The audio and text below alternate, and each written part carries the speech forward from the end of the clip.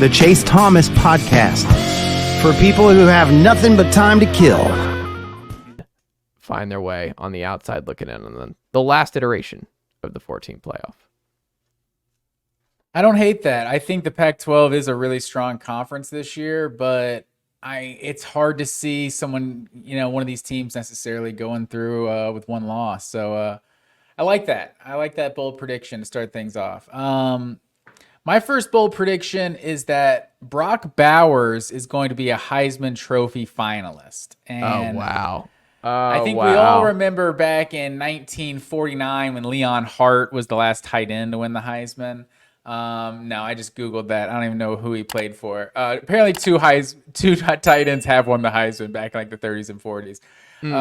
But Brock Bowers, I think this guy is just an absurd athlete. The things he's able to do, running the ball, and I think it's going to be like a running the ball and obviously receiving. I think it's going to be like a Jordan Davis kind of situation where Georgia's going to do something like Brock Bowers, have like a Philly special type pass. So he'll have one of these like Heisman moment games where he's got a receiving touchdown, a rushing touchdown, and a passing touchdown or something like that. And like, I think he's just, we saw with Stetson Bennett last year, like Stetson Bennett had a great season. Like, don't get me wrong, but I think we all know why Stetson Bennett was a Heisman finalist. It's an overall story of just who he is, obviously, being the quarterback on the number one team in the country, with the team success that goes with it and everything. And obviously, he was a dynamic playmaker, double-digit rushing touchdowns and all that.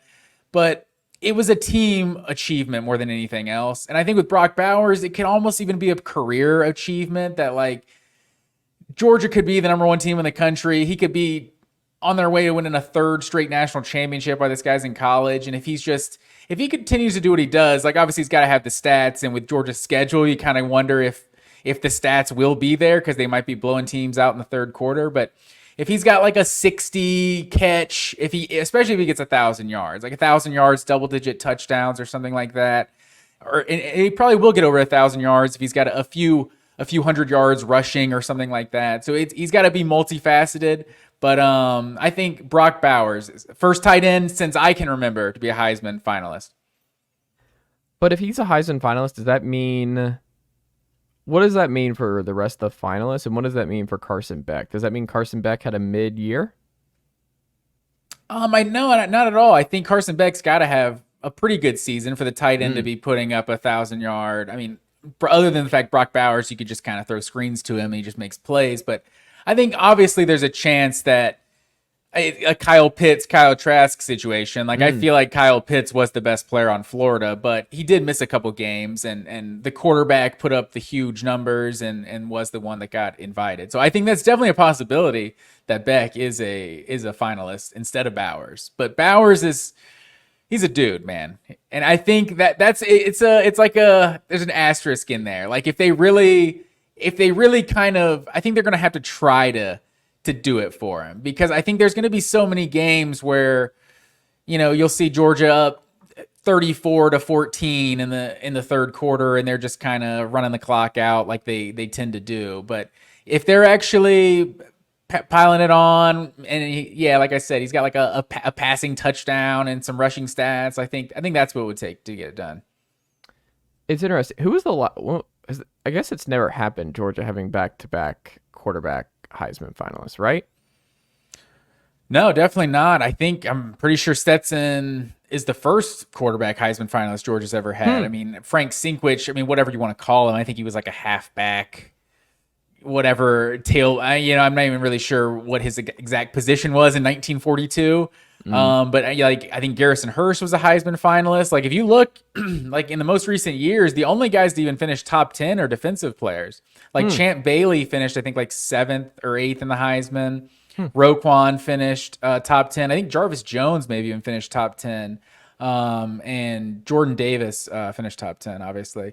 But yeah, so it's been more defensive players than anything. And obviously Garrison Hurst was a finalist and Herschel won it, obviously. And then I think what helps Georgia, like Georgia's, when you're the best team, and they've been the best team the last 2 years, I think it's fair to like just assume someone from Georgia is going to be a Heisman finalist, because they should be in the CFB again. They should be one of the 4 best teams. And generally speaking, if you're the best team in college football, you're going to get at least one Heisman finalist here. And Brock Bowers, you can make the case, as you just illustrated here, is going to be the best player on Georgia this year. It's unprecedented waters for him to be meandering through here, but it is a possibility. Like Brock Bowers, I mean, what helps, there's a lot of things too, right?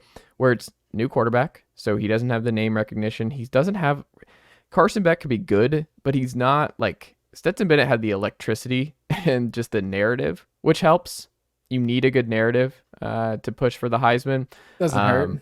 And I don't think Carson will have that. I mean, it's nice that he stuck around and everything else, but Joe has he stuck around. That's true. That's a solid story, though. In the era of the transfer portal, this guy waited his turn. He loves UGA or whatever the case, whatever you want to, whatever little storyline thing you want to say. But he worked hard, paid his dues.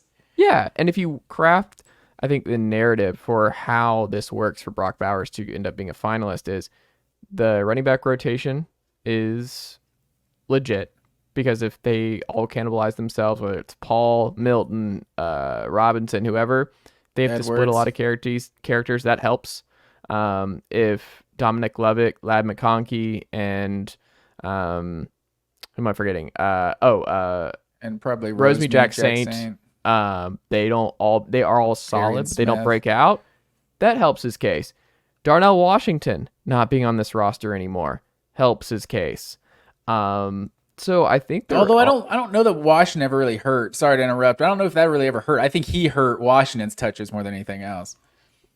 Right, but I just think that there's so much, because I remember the coverage last year is like, we're watching Darnell and what he meant for Georgia as a blocker and what just his size and nature. And it was like, he's underutilized here because there's so much talent at tight end that, like, okay, he would be going crazy and putting up bonkers numbers somewhere else. But because of just how loaded this tight end room is, he's just kind of the forgotten guy, but he was still just as dominant, just in a smaller sample size. But I just don't think Oscar Delp or Lucky Lawson or whoever is going to steal any portion of the spotlight for Brock. And it feels like a lot will be going through him.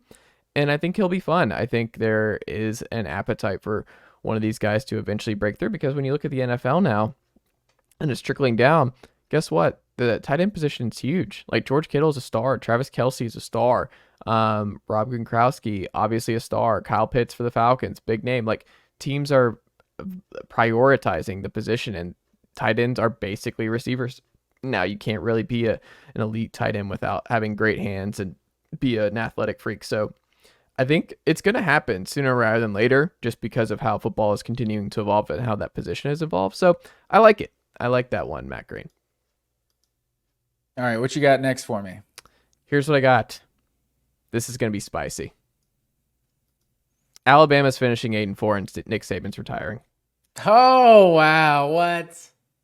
8-4. You gonna drop the mic? You gonna elaborate on that? Here's the thing.